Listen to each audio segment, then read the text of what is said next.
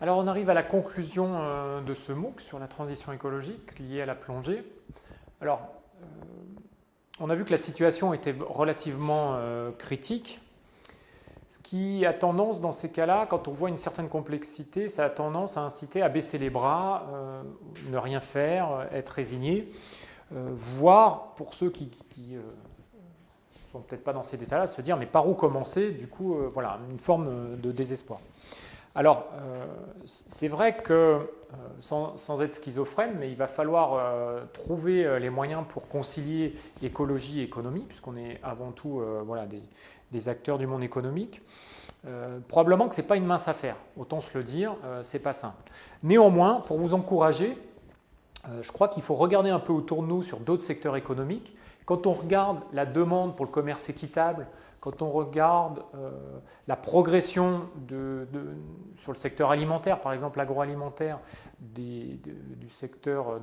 agriculture bio, on voit qu'il y a des marges énormes. Donc,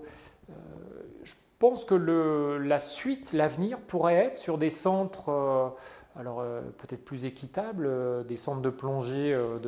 qu'on pourrait qualifier de commerce équitable, peut-être bio, à définir, on pourrait aller vers un label aussi, ça commence à se faire dans pas mal de domaines des industries nautiques, et probablement que la demande va être là. La demande va être là sur des gens qui vont choisir en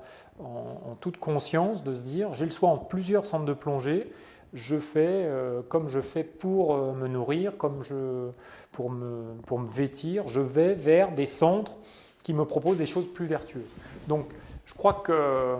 effectivement, la tâche est compliquée, elle est rude, il va falloir bien commencer, mais dites-vous qu'il y a quand même une carotte, c'est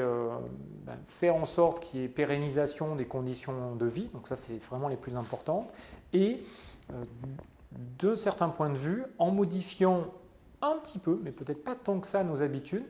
sur nos loisirs, que sont ceux de la plongée, on va pouvoir concilier économie et écologie. Donc voilà, c'est un petit peu le mot de la fin. Euh, je vous invite désormais à passer peut-être sur les évaluations, sur les quiz, et puis continuer à faire vivre ce thème, à partager, à nous envoyer des informations sur des éléments, des comportements, des procédures que vous auriez pu mettre en place qui vont rendre la plongée finalement un petit peu plus vertueuse.